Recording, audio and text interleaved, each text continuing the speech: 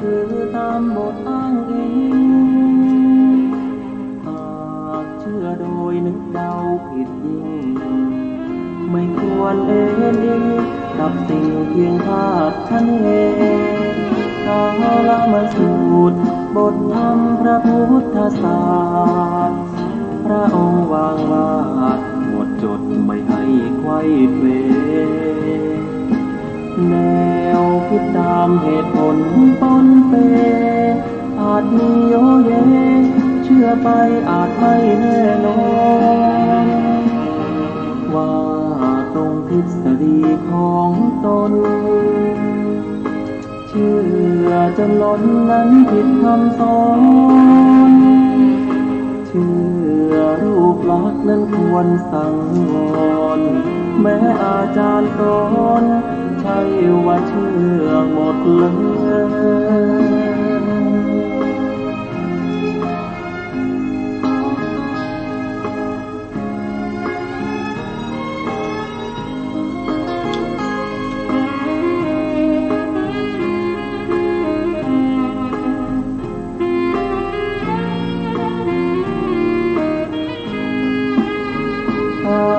มาสูตรบทธรรมพระพุทธศาสตร์พระองค์วางวาดหมดจดไม่ให้ไขว้เขวแนวคิดตามเหตุผลปนเปอาจมีโยเยเชื่อไปอาจไม่แน่นอนว่าตรงทฤษฎีของตนเชื่อจนล้นนั้นผิดคำสอนเชื่อรูปลักษณ์นั้นควรสังวรแม้อาจารย์สอนใช่ว่าเชื่อหมดเลย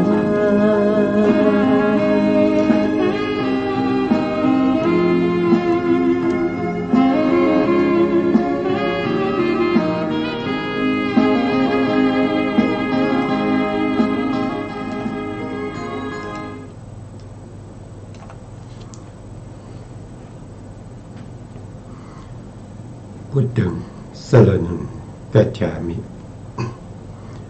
ธัมมังสรณังกัจฉามิสังฆังสรณังกัจฉามิกราบนมัสการพระมหาเถระพระสังฆาธิการพระเถรานุเถระสวัสดีท่านผู้ฟังและผู้ชมทุกท่านกลับมาพบกับรายการศึกษาพระสัทธรรมเพื่อการพ้นทุกข์ครั้งนี้เป็นครั้งที่8ในเรื่องของกุตตทันตสูตรซึ่งน่าจะเป็นตอนสุดท้ายแล้วนะน่าจะจบวันนี้ในพระสูตรนี้ซึ่งพระสูตรนี้เรานำมาจากพระไตรปิฎกและก็อัตถกถาชุด91เล่มที่12ในทีฆนิกายศีลขันธวรรคซึ่งเป็นในพระสูตรนี้ส่วนมากก็จะพูดถึงในเรื่องของศีลนะครับเพราะว่าเป็นวรรคของศีลเป็นเรื่องของศีลโดยส่วนมากเรื่องแรกก็คือเรื่องของพรหมชาลสูตรซึ่งก็จะพูดถึงศีลที่เป็นจุลศีลมัชฌิมศีลแล้วก็มหาศีลนั่นเป็นพระสูตรแรกในทีฆนิกายนะกุตตทันตสูตรนี้เป็นสูตรที่5ในวรรคนี้นะซึ่งจะพูดถึงในเรื่องของศีลเหมือนกันนะโดยใช้คำว่าการบูชายัญในการบูชายัญในพระพุทธศาสนากับในศาสนาอื่นหรือลัทธิอื่นเนี่ยก็จะแตกต่างกันไม่เหมือนกันในทางพระพุทธศาสนานั่นก็คือหมายถึงการทำบุญนะทำบุญตั้งแต่การให้ทานนะให้ทานให้วัสดุสิ่งของให้ชีวิตนะให้ชีวิตแล้วก็ ให้ความปลอดภัยแก่บุคคลอื่นแล้วก็พูดถึงเรื่องของศีล5นะครับว่างดเว้นจากการฆ่าสัตว์ลักทรัพย์ประพฤติผิดในกาม เว้นจากการกล่าวคำเท็จกล่าวคำส่อเสียดกล่าวคำหยาบคายเพ้อเจ้อทั้งหลายเหล่านี้นะครับก็จัดว่าเป็นการบูชายันในทางพระพุทธศาสนาไม่ต้องไปเอาแพะเอาแกะเอาสัตว์เอาสิ่งที่มีชีวิตมาเพื่อที่จะฆ่าเพื่อบูชาพระเจ้าองค์ใดองค์หนึ่งนะครับอย่างนี้ไม่มีในพระพุทธศาสนาในพระพุทธศาสนามีแต่เรื่องของความให้ความปลอดภัยแก่สัตว์ทั้งหลายให้ความสำคัญในเรื่องของความเป็นไปในชีวิตนะครับให้ความรู้ความเข้าใจแก่บุคคลที่สนใจที่จะอยากจะพ้นจากความทุกข์ทั้งหลายแต่ละพระสูตรที่เราศึกษามานะครับจนถึงสูตรที่5นี่ก็พูดถึงแต่เรื่องของการโดยส่วนมากนะครับก็พูดเรื่องอื่นๆด้วยนะส่วนมากก็จะพูดถึงเรื่องของศีลนะคือพระพุทธองค์แสดงพระสูตรนี้ที่มคธชนบทนะครับชื่อที่หมู่บ้านนะหมู่บ้านขานุตมะขานุมันตะนะครับขานุมันตะแล้วก็แสดงที่สวนอัมพาลัทธิกาอัมพาลัทธิกาวันนี้เราก็เรียนเชิญอาจารย์กันดานะครับท่านจะมาช่วยสาธยายเหมือนเช่นเคยนะครับเพราะฉะนั้นเราก็จะฟังท่านสาธยายก่อนที่เราจะอธิบายรายละเอียดบางส่วนที่พอจะอธิบายได้นะครับเชิญครับอาจารย์ครับกราบนมัสการพระคุณเจ้าพระเถรานุเถระและสวัสดีท่านที่รับฟังและรับชมอยู่ทางบ้านนะคะอัตถกถากุตะทันตสูตรต่อจากคราวที่แล้วคำว่าธาตุคือมีธาตุที่เกิดภายในเรือนเป็นต้นชนเหล่าใดถือเอาทรัพย์ก่อนแล้วจึงทำการงานให้ชนเหล่านั้นชื่อว่าคนรับใช้ชนเหล่าใดรับเบี้ยเลี้ยงรายวันและค่าจ้างทำการงานให้ชนเหล่านั้นชื่อว่ากรรมกรหรือกรรมกราชนผู้ที่เขาถือท่อนไม้และไม้ค้อนเป็นต้นข่มขู่อย่างนี้ว่าจงทำงานชื่อว่าผู้ถูกอาชญาคุกคามทันทะตัดชิตา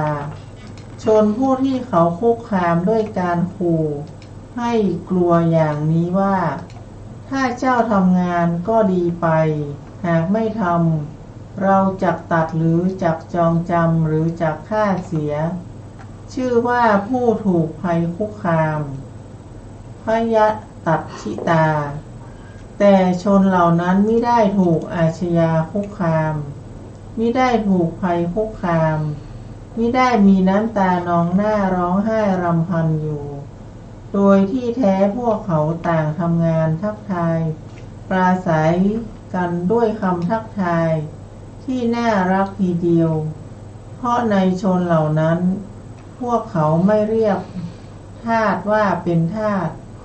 คนรับใช้ชื่อว่าเป็นคนรับใช้คนงานว่าเป็นกรรมกรแต่กลับเรียกกันด้วยคำทักทายที่น่ารักตามความชอบใจต่างแสดงการงานตามสมควรที่เป็นหญิงเป็นชายมีกำลังและทุพพลภาพต่างพูดกันว่าพวกท่านจงทำงานนี้แม้เขาเหล่านั้นก็กระทำตามความพอใจของตนเพราะเหตุนั้นท่านจึงกล่าวว่าคนที่ปรารถนาจะกระทำจึงกระทำที่ไม่ปรารถนาก็ไม่ต้องกระทำปรารถนาจะกระทำการงานใด ก็กระทำการงานนั้นไม่ปรารถนาจะกระทำการงานใดก็ไม่ต้องทำการงานนั้นเยอิฉิงสุเตอากังสุเปนะตังอากังสุค่ะครับผมอันนี้ก็เราฟังที่อาจารย์ท่านได้สาธยายไปแล้วนะครับก็คือเขาให้อิสระให้อิสระแก่ชนทั้งหลายนะครับว่าใครจะทำการบูชายันตามที่พระเจ้าวิชิตราชท่านได้ให้ทานท่านตั้งโรงทาน4 มุมเมืองนะครับแล้วตรงกลางอีกที่หนึ่งเพื่อให้ทานแก่ผู้ยากไร้ผู้ยากจนทั้งหลายก่อนที่จะทำเนี่ยท่านก็ได้ปรึกษาพวกข้าราชบริพารทั้งหลายปรึกษาพวกที่เป็นเจ้าเมืองนะครับเจ้าเมืองที่พระราชาท่านได้แต่งตั้งไปนะครับแล้วก็ได้ปรึกษากับพวกที่เป็นเศรษฐีประจำเมืองว่าเราจะทำอย่างนี้เราจะบูชายันอย่างนี้เราจะให้ทานแล้วก็เราจะรักษาศีลเราจะมีข้อประพฤติปฏิบัติอย่างนี้นะส่วนผู้ใดจะทำก็ทำนะผู้ใดไม่ทำก็ไม่ได้บังคับนะครับพวกเศรษฐีพวกคฤหัสถ์บดีทั้งหลายนะครับก็รวบรวมทรัพย์มาให้พระเจ้าวิชิตราชนะครับในการที่จะทำพระเจ้าวิชิตราชก็บอกว่าทรัพย์สินของเราเนี่ยก็มีมากแล้วนะครับทรัพย์สินที่ท่านรวบรวมมานั้นนะครับก็ขอให้กลับไปนะครับก็ท่านเอาปรารถนาจะไปทำการบูชายันอย่างเราก็ดีนะครับเอาทรัพย์สินที่ได้รับการบริจาคมานั้นนะครับเอาไปให้ทานแก่คนยากไร้คนยากจนแล้วก็รักษาศีลนะครับอันนี้ก็ท่านไม่ได้บังคับนะใครจะทำก็ทำใครไม่ทำก็ทำนะครับอย่างที่เราฟังจากอาจารย์ท่านสาธยายไปนะครับไม่มีการบังคับนะครับต่อไปนะครับอาจารย์ครับข้อว่ายันนั้นได้สำเร็จด้วยเพียงด้วยเนยใสน้ำมันเนยข้นนมส้มน้ำผึ้งน้ำอ้อยเท่านั้นสัพพิเตระนวะนิตถะทิมะทุผานิเตนะเจวโสยัญโยนิฐานะมะคะมาสิความว่าได้ยินว่าพระราชารับสั่งให้สร้างโรงทานใหญ่ขึ้นในที่5 แห่งคือที่ประตูนอกนคร4 แห่งและตรงกลางภายในนคร1 แห่งที่โรงทานแต่ละแห่งทรงตั้งงบประมาณไว้แห่งละ100,000ทรงสละทรัพย์วันละ500,000จำเดิมแต่พระอาทิตย์ขึ้นทรงถือทัพพีทองด้วยพระหัตถ์ของพระองค์เองให้มัจฉาหารชนอิ่มหนำด้วยข้าวต้มของขบเคี้ยวข้าวสวยกับข้าวและน้ำดื่มเป็นต้นรวมด้วยเนยใสและน้ำมันเป็นต้นอันประณีตตามควรแก่เวลานั้นสำหรับผู้ที่มีความประสงค์จะถือเอาไปก็ทรงให้โดยทำนองนั้นนั่นแหละจนเต็มภาชนะแต่ในเวลาเย็นทรงบูชาด้วยผ้าของหอมและดอกไม้เป็นต้นส่วนตุ่มใหญ่สำหรับใส่เนยใสเป็นต้นก็ให้ใส่ให้เต็มแล้วตั้งไว้ในที่หลายร้อยแห่งด้วยตั้งพระทัยว่าผู้ใดมีความประสงค์จะบริโภคสิ่งใดผู้นั้นจงบริโภคสิ่งนั้นเถิด ท่านหมายเอาเหตุนั้นถึงจึงกล่าวว่ายันนั้นได้สำเร็จเพียงด้วยเนยใสน้ำมันเนยข้นนมส้มน้ำผึ้งน้ำอ้อยเท่านั้นข้อว่านำทรัพย์มามากมายมาปะหูตังสาปะเตยยังอาทายะคือถือเอาทรัพย์มากล้นได้ยินว่าชนเหล่านั้นคิดว่าพระราชานี้ไม่ได้ทรงให้นำเนยใสและน้ำมันเป็นต้นมาจากชนบททรงนำสิ่งของอันเป็นส่วนของพระองค์เท่านั้นออกมาให้เป็นมหาทานการที่พวกเราจะนิ่งเสียด้วยคิดว่าก็พระราชาไม่ทรงให้พวกเรานำสิ่งใดมาดังนี้หาควรไม่เพราะว่าทรัพย์ในพระราชวังไม่หมดไม่สิ้นไปเป็นธรรมดาก็หาไม่ก็เมื่อพวกเราไม่ให้ใครอื่นจะถวายแด่พระราชาเอาเถอะเราจะรวบรวมทรัพย์มาถวายแด่พระองค์พวกเขาจึงรวบรวมทรัพย์ที่มีในบ้านที่มีในนิคมและที่มีในนครบรรทุกจนเต็มเกวียนแล้วนำไปถวายแด่พระราชาท่านหมายเอาทรัพย์นั้นจึงกล่าวคำว่าทรัพย์มากมายเป็นต้นค่ะคำนี้ก็อย่างที่ได้กล่าวไปนะครับเราก็ได้ศึกษาในส่วนที่เป็นพระไตรปิฎกมาตอนนี้เรากำลังศึกษาอยู่ในส่วนที่เป็นอรรถกถานะครับ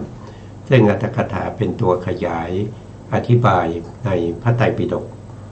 เมื่อเราศึกษามาเราก็ได้ฟังมาว่านะครับว่าทรัพย์สินเงินทองของพระเจ้าวิชิตราชเนี่ยนะครับก็จะไม่หมดไปด้วยอำนาจของการที่ท่านเป็นผู้ที่มีเมตตาในการที่แบ่งปันทรัพย์สินนะครับที่มีอยู่ในท้องพระคลังนะครับคือยิ่งให้ทรัพย์สินนั้นก็ยิ่งมากขึ้นยิ่งมากขึ้นทรัพย์สินทั้งหลายไม่มีที่จะหมดไป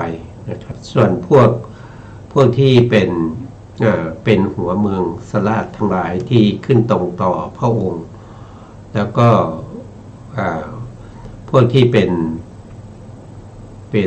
เศรษฐีนะเป็นเศรษฐีประจำเมืองทั้งหลายเป็นข้าบดีผู้มีอันจะกินทั้งหลายพวกนี้ก็มาคิดกันว่าพระราชาเนี่ยท่านทำบุญแบบนี้นะทรัพย์สินในท้องพระคลังก็จะหมดไปข้าเดียวก็จะหมดไปพวกเราจะอยู่นิ่งเฉยนั้นไม่สมควรสมควรที่เราจะรวบรวมทรัพย์สินแล้วก็มาถวายแด่พระราชา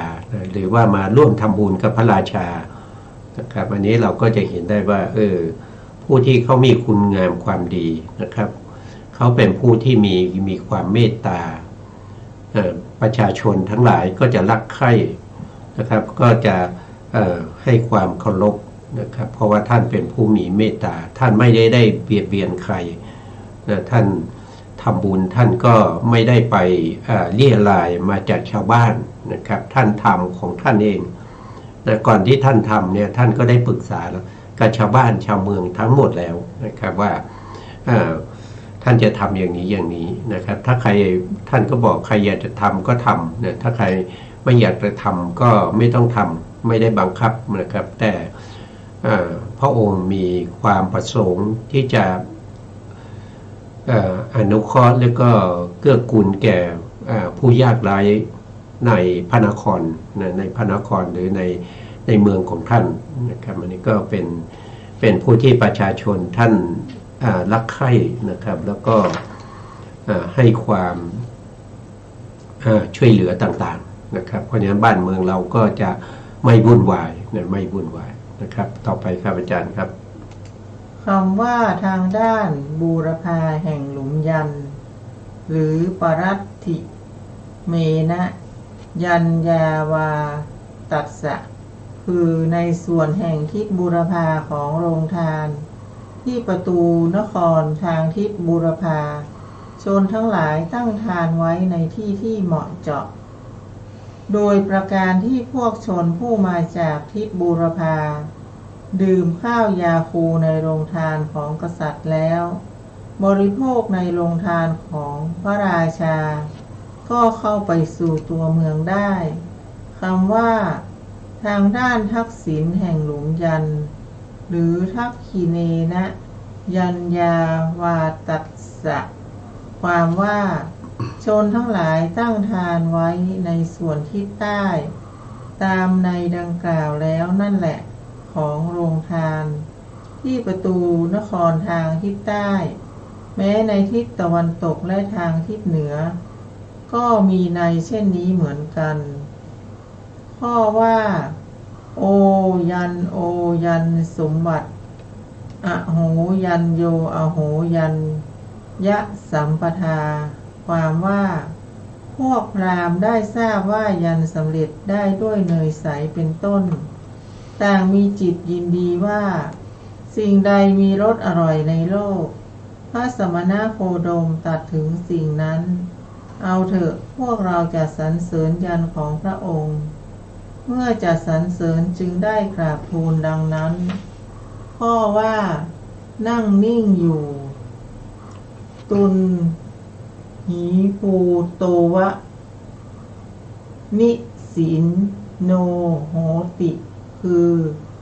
เขากำลังคิดเนื้อความที่จะพึงกล่าวต่อไปจึงนั่งนิ่งเงียบเสียพราหมณ์เมื่อจะทูลถามโดยเลี่ยงถามจึงกราบทูลคำนี้ว่าก็พระโคดมผู้เจริญย่อมทรงทราบโดยแจ้งชัดหรืออภิชานาติวนะพะวังโคตโมเพราะเขาเมื่อถามโดยประการอื่นตรงๆอย่างนี้ว่าข้าแต่พระโคดมผู้เจริญในการนั้นพระองค์ได้เป็นพระราชาหรือว่าเป็นพราหมณ์ปุโรหิตก็จะเป็นเหมือนว่าไม่เคารพครับซึ่งตามที่เราศึกษามานะครับที่พระพุทธองค์แสดงในเรื่องของการบูชายันในลัทธิของพระพุทธศาสนาเนี่ยก็คือพูดถึงอดีตนิทานนะครับก็คือในพระชาติที่พระพุทธองค์ได้บำเพ็ญมาในภพบุญก่อนแล้วพวกที่มาฟังนั้นก็คือได้แก่พวกที่เป็นพราหมณ์แล้วก็มีกุตทันตพราหมณ์เนี่ยเป็นหัวหน้าแล้วก็กุตทันตะเนี่ยท่านกำลังจะบูชายันตอนที่พระพุทธองค์มาก็เอาแพะเอาแกะนะครับเอาสัตว์ทั้งหลายมาผูกไว้เพื่อที่จะฆ่าบูชายันแล้วก็มีพราหมณ์ที่เป็นลูกศิษย์ลูกหาแล้วก็เป็นเพื่อนสนิทมิตรสหายเนี่ยก็มารอกันอยู่นะครับเพื่อที่หวังว่าถ้ากุตทันตพราหมณ์เนี่ยทำการฆ่าสัตว์เพื่อบูชายันเนี่ยเขาจะได้ส่วนแบ่งในเนื้อของสัตว์เหล่านั้นก็จะเอาไปปรุงอาหารรับประทานกันนะครับพอดีว่าพระพุทธองค์เสด็จมานะครับเขาก็เลยยังไม่ได้บูชายันแล้วเขาก็มาทูลถามพระพุทธองค์เรื่องบูชายันพระพุทธองค์ก็ทรงแสดงเรื่องของพระเจ้าวิชิตราชให้ฟังนะครับและตอนนี้เขาก็เมื่อเขาฟังแล้วเขาก็สงสัยว่าในสมัยก่อนเนี่ยพระพุทธองค์เนี่ยเป็นใครกันแน่นะครับเป็นปุโรหิตหรือว่าเป็นพระราชานะครับเราก็จะฟังอาจารย์ท่านได้สาธยายต่อไปนะครับว่าจะเป็นใครกันแน่นะครับว่าในอดีตเนี่ยพระพุทธเจ้าเป็นบุคคลไหนนะครับเชิญครับอาจารย์ครับว่าด้วยยันที่เกื้อกูลแก่นิตยทาน พราหมณ์เมื่อจะทูลถามเนื้อความนี้ว่า การที่จะลุกขึ้นแล้วเล่าให้ทาน เป็นภาระหนักของชาวชมพูทวีปทั้งสิ้น และของชาวชนบททั้งสิ้น เมื่อเขาไม่ทำการงานของตนก็จะเสียหาย ยันอย่างอื่นจากยันนี้ที่มีการตระเตรียมน้อยกว่าและมีผลมากกว่ามีหรือไม่จึงกราบทูลคำนี้ว่าข้าแต่พระโคดมผู้เจริญมีอยู่หรืออัตถิปนะโพโคตโมคำว่านิตยทานคือทานประจำได้แก่นิตยพัฒน์คำว่าอนุกูลยันหรืออนุกูลยันยานิคือ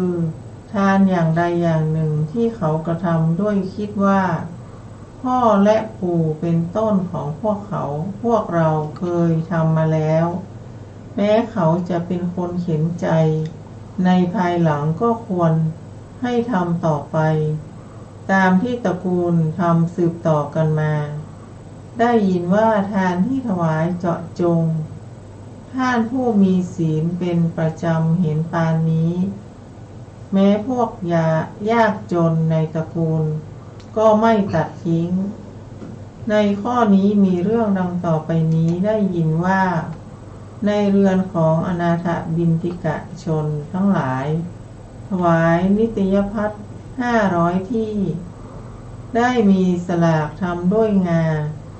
500 สลากต่อมาตระกูลนั้นถูกความยากจนครอบงำโดยลำดับเด็กหญิงคนหนึ่งในตระกูลนั้นไม่สามารถถวายเกินกว่าสลากอันหนึ่งได้แม้เด็กหญิงนั้นภายหลังถึงรัชสมัยของพระเจ้าสีตวาหนะก็ได้ถวายสลากนั้นด้วยข้าวเปลือกที่ชำระลานได้มาพระเถระรูปหนึ่งได้ถวายพระพรแด่พระราชาพระราชาทรงพานางมาแล้วตั้งไว้ในตำแหน่งอัครมเหสีจำเดิมแต่การนั้นนางก็ได้ถวายสลากพัด500 ที่ค่ะครับคำว่านิยทานนิยนะครับนั่นก็คือนิยะนี่แปลว่านิตยะนะนิตยะนิยะนี่แปลว่าเขาเรียกว่าเป็นอะไรทำเป็นประจำนะทำเป็นประจำนะครับไม่มีการเว้นนิตยพัฒน์เนี่ยนิตยพัฒน์ก็คือการถวายอาหารถวายอาหารอยู่เป็นประจำไม่เว้นทำทุกวันคือทำเป็นประจำนะนิยทานก็คือให้ทานอยู่เป็นประจำนะครับไม่มีวันเว้นนะไม่ใช่หยุดวันเสาร์วันติดวันอาทิตย์อย่างนี้นะทำอยู่ทุกวันนะครับแล้วมีเรื่องเล่าอยู่เรื่องหนึ่งนะครับก็คือเรื่องของบ้านของอนาถบิณฑิกาเศรษฐีนะครับในสมัยพุทธกาลนะครับ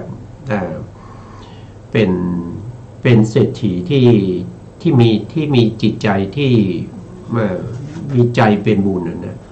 เขาก็จะให้ทานอยู่เป็นประจำแล้วก็เขาก็ถวายอาหารแด่พระภิกษุประจำ500 ทุกวันพระภิกษุก็จะมารับอาหารบิณฑบาตที่บ้านอนาถบิณฑิกาเศรษฐีอยู่เป็นประจำนะทุกวันนะแล้วก็เดี๋ยวนี้ก็เราพูดถึงจะพูดเลยจากนี้ไปนิดหนึ่งนะครับว่ามีอยู่สมัยหนึ่งอนาถบิณฑิกาเศรษฐีเนี่ยท่านให้ทานประจำ500 ทุกวันนะให้แก่พระภิกษุ500 รูปอยู่ทุกวันแล้วมีอยู่ครั้งหนึ่งนะครับทรัพย์สินของท่านเนี่ยก็ลดลงนะทรัพย์สินของท่านเนี่ยมีเพื่อนเข้ามายืมไป นะครับยืมไปแล้วก็ไม่ชดใช้ไม่ชดใช้แล้วก็ทรัพย์สินที่ฝังไว้ที่ริมฝั่งแม่น้ำคงคานะครับก็ถูกน้ำพัดไปหมดนะจึงทำให้ท่านนี้ยากจนลงนะครับในช่วงที่ท่านยากจนลงเนี่ยท่านก็ยังให้ทานอยู่นะครับโดยทานของท่านนี้ก็จะไม่ปราณีตนะท่านก็วันหนึ่งท่านก็ไปเฝ้าพระพุทธองค์นะครับพระพุทธองค์ก็ถามว่าอนาถบิณฑิกาเศรษฐีบ้านของท่านยังให้ทานอยู่หรือท่านก็บอกว่ายังให้อยู่เจ้าข้ายังให้อยู่นะแต่เพียงทานนั้นเป็นทานที่ไม่ปราณีตนะครับก็คือมีปลายข้าวแล้วก็น้ำผักดองนะครับเท่านั้นนะพระพุทธองค์ก็ตรัสว่านะครับการให้ทานเนี่ยสิ่งที่ทานที่จะเลิศหรือไม่เลิศนั้นน่ะมันไม่ได้อยู่ที่ทายทานมันอยู่ที่บุญอยู่ที่บุญนะครับเรามีทรัพย์สินมากมายเราก็ให้ทานปาณีตนะตอนนี้เรายากจนลงเราก็ให้ทานตามมีตามได้นะแต่เราไม่ทิ้งทานนะครับเหมือนการให้ทานเนี่ยนะครับถึงแม้ว่าให้ทานที่ไม่ปาณีตแต่ก็มีพระอริยบุคคลนะครับที่ท่านมารับทานอันนี้ถือว่าท่านได้บุญนะท่านได้บุญมากมายนะครับจากบุคคลที่มารับเพราะว่าบุคคลที่มารับนั้นเขาเป็นพระอรหันต์กันนะครับพระพุทธองค์ก็ยกอดีตนิทานมาเล่าให้ฟังว่าในสมัยที่พระพุทธองค์เนี่ยเป็นเวลามาพราหมณ์ในยุคในสมัยนั้นก็จะไม่มีพระอรหันต์นะไม่มีพระอรหันต์ว่างจากพระอรหันต์เวลามาพราหมณ์เนี่ยเขาจะให้ทานอย่างมากมายนะครับไม่มีอะไรเลยที่เขาไม่ให้เขาไม่เคยให้ไม่มีนะครับแต่ว่าบุญของเวลามาพราหมณ์นั้นน่ะมันเทียบกับบุญของอนาถบิณฑิกาเศรษฐีไม่ได้เพราะว่าอนาถบิณฑิกาเศรษฐีเนี่ยถึงจะให้ของที่ไม่ปราณีตนะครับให้อาหารที่เป็นปลายข้าวกับน้ำผักดองแต่ผู้ที่รับนั้นเขาเป็นพระอริยบุคคลบุญย่อมมากกว่ากันย่อมมากกว่ากันท่านพระพุทธองค์ก็ตรัสอย่างนี้นะครับแล้วอยู่มาไม่นานนะครับทรัพย์สินของอนาถบิณฑิกาเศรษฐีเนี่ยนะครับก็มากขึ้นเนื่องจากว่าเทวดานะครับเนื่องจากว่าเทวดาที่เฝ้าอยู่ที่ซุ้มประตูของบ้านอนาถเศรษฐีเนี่ยเวลาที่เศรษฐียากจนนะก็มาปรากฏร่างให้เห็นนะแล้วก็มาว่าให้เศรษฐีว่าเราบอกแล้วนะครับอย่าให้ทานนะตอนนี้ให้ทานจนหมดแล้วนะอนาถบิณฑิกาเศรษฐีนี่เขาเป็นพระอริยะเขาเป็นโสดาบันนะเขาได้ยินอย่างนั้นเขาก็ไล่นะเขาก็ไล่ไม่ให้เทวดานั้นมาอยู่นะมาเฝ้าอยู่ที่ซุ้มประตูนะไม่ให้อยู่นะจะอยู่ไหนก็ไปนะไม่ต้องมาอยู่ที่นี่นะไม่ต้องมาอยู่ที่บ้านนี่นะครับ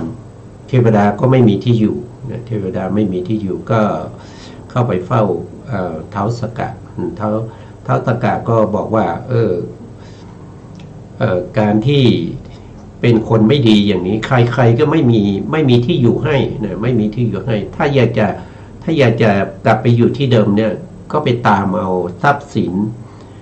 ที่อนาถบิณฑิกาเศรษฐีที่ฝังไว้ริมฝั่งแม่น้ำนะ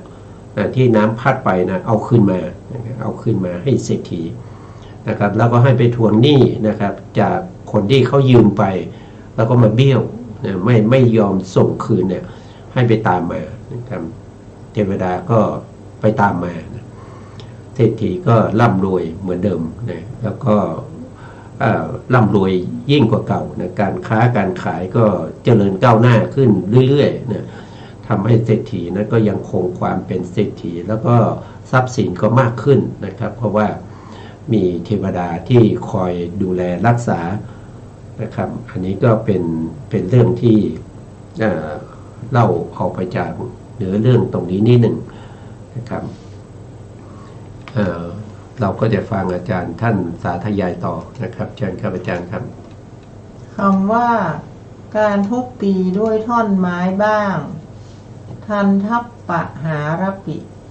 ความว่ายังมีการทำร้ายด้วยท่อนไม้บ้างการจับที่คอบ้างโดยกล่าวคำเป็นต้นว่าการยืนเรียงแถวกันและว่าจับคอกันเดินไปตรงๆแล้วบังคับให้ทานในข้อว่าพราหมณ์นี้แลเป็นเหตุมีอานิสงส์มากกว่าอายังโขพรามณเหตุมหานิสังสรัญจะความว่าความต้องการด้วยคนที่จะทำการช่วยเหลือหรือด้วยเครื่องอุปกรณ์เป็นอันมากมิได้มีในสลากพัดนี้เหมือนในมหายันเพราะฉะนั้นทานนั้นจึงชื่อว่าใช้ทรัพย์สินน้อยกว่าไม่มีการตัดเตรียมหรือรบกวนผู้อื่นเพราะลดงานที่ต้องใช้คนจำนวนมากทำทานนี้เพราะเหตุนั้นทานนี้จึงชื่อว่ามีการตระเตรียมน้อยกว่าอันหนึ่งทานนี้เขาถวายคือบริจาคแก่สงฆ์เพราะฉะนั้นท่านจึงเรียกว่ายันก็ทานนี้ไม่ใช่เป็นของที่จะทำได้ง่ายนักเพื่อที่จะกำหนดผลบุญแห่งทักษิณาอันประกอบด้วยองค์6เหมือนน้ำในมหาสมุทรใครจะกะประมาณไม่ได้ฉะนั้นทานนี้ก็เป็นเช่นนั้นเพราะฉะนั้นทานนั้นพึงทราบว่ามีผลมากกว่าและมีอานิสงส์มากกว่ามหัพผลตรัญจะมหานิสังสตระรัญจิจะค่ะครับผมวันนี้ก็เราก็จะเห็นได้ว่าการให้ทานเนี่ยนะครับให้ทานด้วยความสมัครใจไม่มีการบังคับไม่มีการบังคับเมื่อผู้นำเนี่ยเป็นผู้ที่มีจิตใจอบอ้อมอารีเป็นคนให้ทานมีอัธยาศัยในการให้เพราะนี้บริวารทั้งหลายนะครับก็จะเรียนแบบก็คือเขาจะไม่ทะเลาะกันเขาก็จะช่วยเหลือซึ่งกันและกันแล้วก็ด้วยความเต็มใจในการที่จะให้ทานนะครับช่วยเหลือการงานอะไรพวกนี้ให้ดีนะอันนี้ก็เป็นอานิสงส์ให้ประเทศนั้นนะเมืองนั้นนะเต็มไปด้วยความสุขไม่มีการทะเลาะวิวาทกันนะครับไม่มีการทุ่มเถียงกันไม่มีการที่จะใส่ร้ายป้ายสีกันครับบ้านเมืองก็จะสงบร่มเย็นอันนี้เป็นกุศโลบายในเรื่องของการปกครองบ้านเมืองนะครับต่อไปครับอาจารย์ครับพราหมณ์ได้ฟังคำนี้แล้วคิดว่าเมื่อบุคคลลุกขึ้นแล้วลุกขึ้นเล่าถวายนิตยพัฒนี้ทุกวันการงานของบางคนก็จะเสียจะต้องปลูกฝังความอุตสาหะใหม่ๆขึ้นเรื่อยยันอย่างอื่นแม้จากนี้ที่มีการใช้ทรัพย์สินน้อยกว่าและมีการตระเตรียมน้อยกว่ามีอยู่หรือไม่หนอเพราะฉะนั้นเขาจึงกราบทูลคำนี้ว่าข้าแต่พระโคดมผู้เจริญก็ยังมีอยู่หรือในทานเหล่านั้นในสลากพัดมีกิจที่จะพึงทำไม่มีที่สิ้นสุดบางคนจะต้องลุกขึ้นแล้วลุกขึ้นเล่าไม่ได้ทำอย่างอื่นจัดแจงแต่สลากพัดเหล่านั้นส่วนในวิหารทานมีที่สิ้นสุดแห่งกิจที่จะพึงทำจริงอยู่การสร้างบรรณศาลาหรือการสละทรัพย์สักโกฏหนึ่งสร้างมหาวิหารเขาทำการบริจาคทรัพย์ข ครั้งเดียวสร้างขึ้นไว้ก็จะคงยืนไปได้7-8 ปีบ้าง100 ปีบ้าง1,000 ปีบ้างทีเดียวจะต้องกระทำบ้างก็เพียงปฏิสังขรณ์ในที่ที่ทรุดโทรมและชำรุดอย่างเดียวเท่านั้นเพราะฉะนั้นวิหารทานนี้จึงใช้ทรัพย์สินน้อยกว่ามีการตระเตรียมน้อยกว่าสลากภัตทานก็ในวิหารทานนี้ท่านกล่าวอานิสงส์ไว้9 ประการมีว่า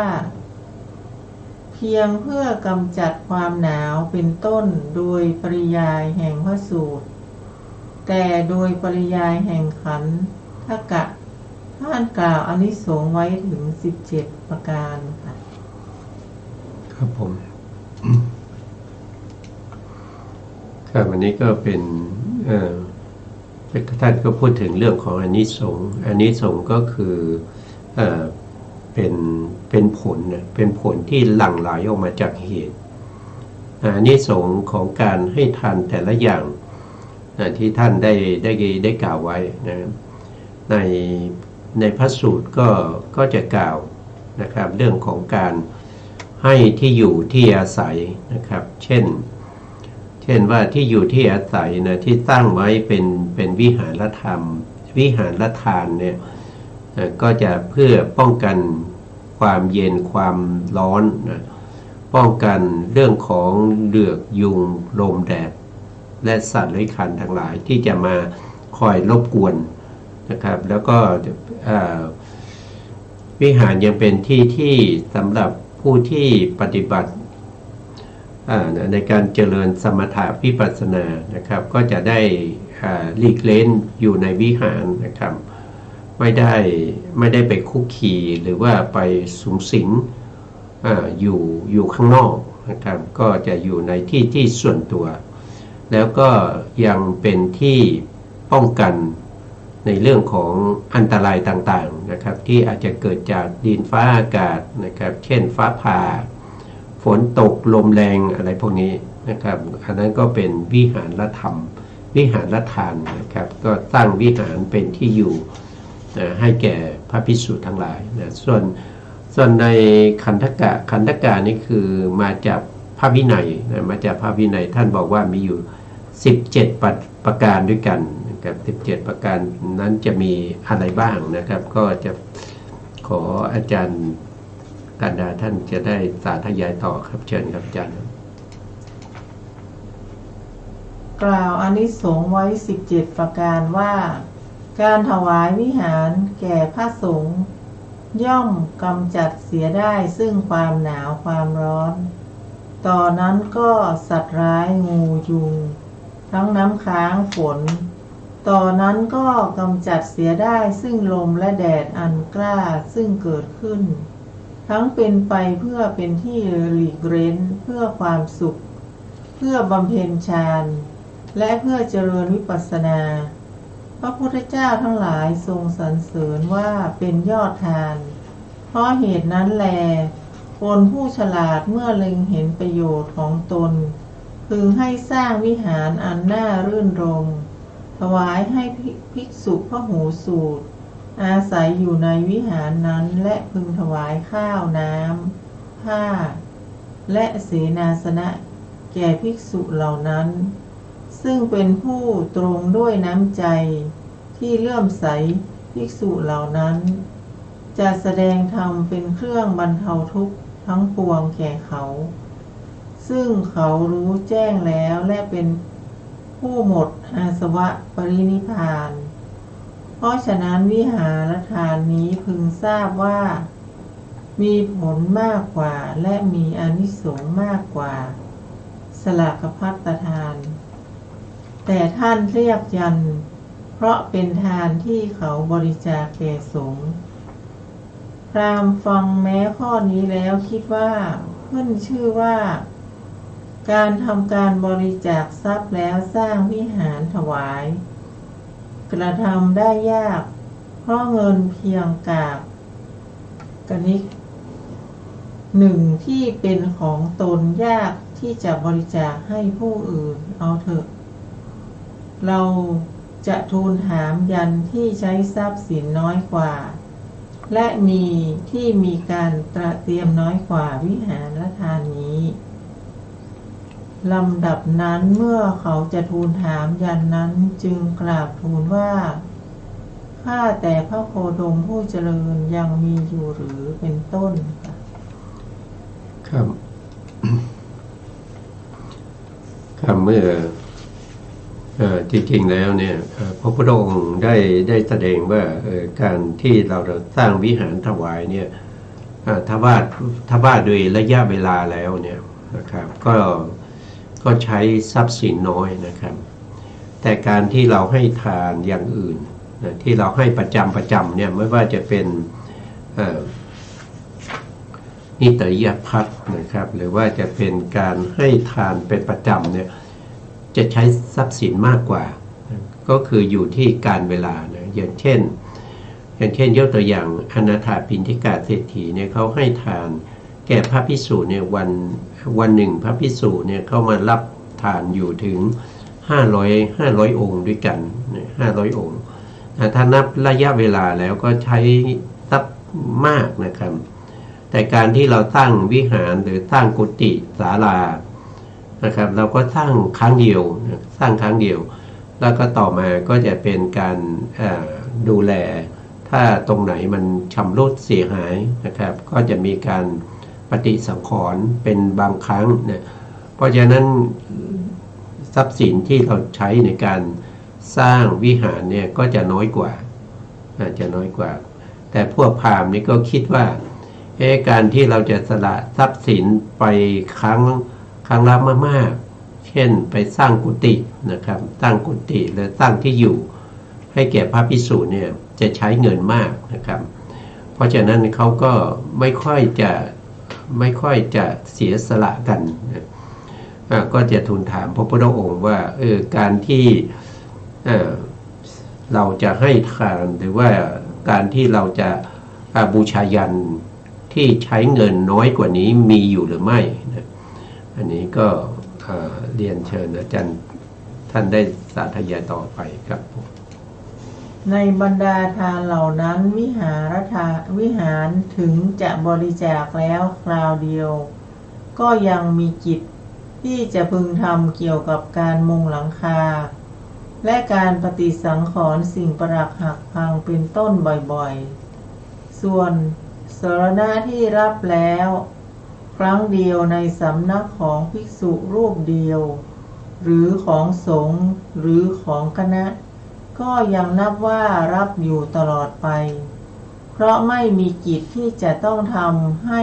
ในสรณะนั้นบ่อยๆเพราะฉะนั้นสรณะนั้นจึงมีการใช้ทรัพย์สินน้อยกว่าและมีการเตรียมน้อยกว่าวิหารทานอันหนึ่งชื่อว่าการถึงสรณะเป็นบุญกรรมที่สำเร็จ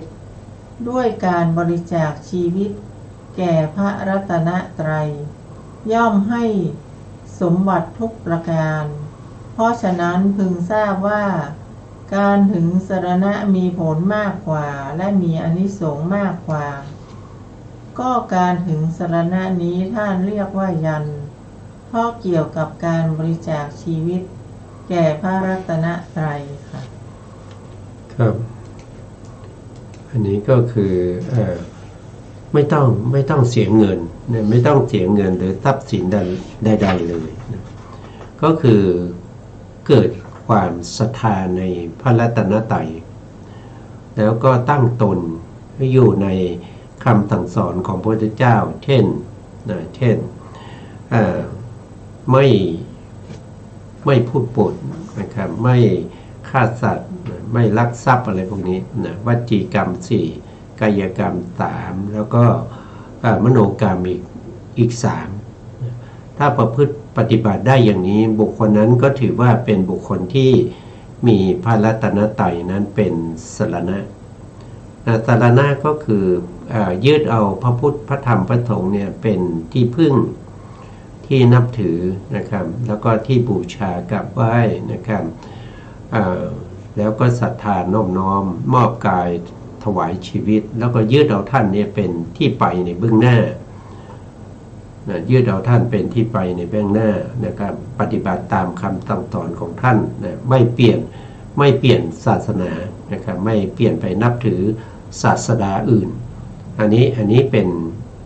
เขาเรียกว่าเป็นสรณะก็คือการมอบกายถวายชีวิตแด่พระรัตนตรัยแด่พระพุทธเจ้านะครับแด่พระธรรมคำสั่งสอนของพระพุทธเจ้าแล้วก็แด่พระสงฆ์ในที่นี้หมายถึงพระอริยสงฆ์นะครับหมายถึงพระอริยสงฆ์ที่ท่านมีคุณธรรมคือท่านเห็นพระนิพพานท่านเห็นพระนิพพานแล้วก็ตรัสรู้ตามพระพุทธเจ้าเป็นผู้ที่ละกิเลสเครื่องโลเลนะครับท่านเป็นพระอริยบุคคลที่มีปัญญาดีแล้วก็ต้องมอบกายถวายชีวิตแด่ท่านนะครับอันนี้เป็นบุญที่มากกว่าการสร้างวิหารถวายแด่พระสงฆ์แล้วก็เป็นบุญที่ไม่ต้องเสียเงินเสียทองทรัพย์สินใดๆนะครับต่อไปครับอาจารย์พราหมณ์ได้ฟังคำนี้แล้วคิดว่าการที่จะบริจาคชีวิตของตนแด่พระรัตนตรัยทำได้ยากยันที่มีการใช้ทรัพย์สินน้อยกว่าและมีการตระเตรียมน้อยกว่าสรณคมนี้ยังมีอยู่หรือลำดับนั้นเขาเมื่อจะทูลถามถึงยันนั้นจึงกราบทูลอีกว่าข้าแต่พระโคดมผู้เจริญก็ยังมีอยู่หรือเป็นต้นบรรดาคำเหล่านั้นในคำมีคำว่างดเว้นจากปาณาติบาตปาณาติปาตาเวรมณีเป็นต้นการงดชื่อว่าการเว้นการงดนั้นมี3อย่างคือสัมปตะวิรัตสมาทานวิรัตเสคาตะวิรัตในบรรดาวิรัตทั้ง3นั้นผู้ใดแม้ไม่ได้รับสิกขาบทเลยแต่คำนึงถึงชาติโคตรตระกูลและประเทศเป็นต้นของตนอย่างเดียวว่าการกระทำนี้ไม่สมควรแก่เราแล้วไม่กระทำปาณาติบาตเป็นต้นหลีกเลี่ยงวัตถุที่มาถึงเฉพาะหน้าเว้นจากวัตถุนั้นการวิรัตนั้นของผู้นั้นพึงทราบว่าเป็นสัมปัตตวิรัตส่วนวิรัตของผู้รับสิกขาบทอย่างนี้ว่านับแต่วันนี้เป็นต้นไปข้าพเจ้าจะไม่ฆ่าสัตว์แม้เพราะเหตุแห่งชีวิตก็ดีข้าพเจ้าจะเว้นจากปาณาติบาตก็ดีข้าพเจ้าขอสมาทานการงดเว้นก็ดีพึงทราบว่าเป็นสมาทานวิรัตค่ะครับก็อย่างที่จริงๆแล้วก็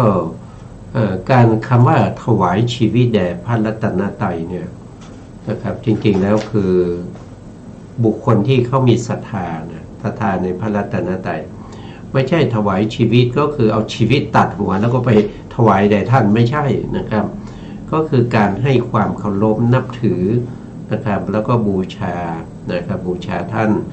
ในทางที่ท่านปฏิบัติดีปฏิบัติชอบนะครับไม่ต้องไปกลัวนะครับไม่ต้องไปกลัวคือเนี่ยพราหมณ์เนี่ยเขาฟังแล้วเขาก็กลัวว่าการถวายชีวิตเนี่ยเป็นเรื่องยากสำหรับบุคคลทั่วไปนะก็อยากจะได้ที่มันทำง่ายๆคือง่ายกว่าการถวายชีวิตนะพระพุทธองค์ก็ตรัสว่าถ้าอย่างนั้นก็ให้เว้นจากการฆ่าสัตว์นะให้เว้นจากการฆ่าสัตว์นะในการฆ่าสัตว์นั้นก็คือการอาราธนาศีลอาราธนาศีลท่านก็บอกว่าอาราธนาศีลเนี่ยเป็นเขาเรียกว่าสมาทานวิรัตนะครับก็คือรับปากว่าจะไม่ฆ่าสัตว์นะครับแล้วในขณะที่เรารับปากแล้วเนี่ยถ้าเราเจอสถานการณ์ที่เราจำเป็นต้องฆ่าเนี่ย